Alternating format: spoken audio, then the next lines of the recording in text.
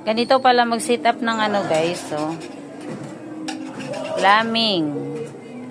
Laming sa ano to guys, ang sinit upan niya guys sa mga CR.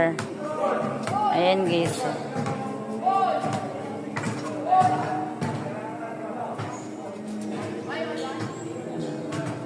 Ito guys, ginagawa niya first floor.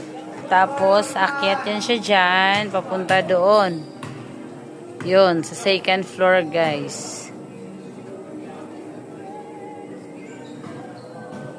Ayan.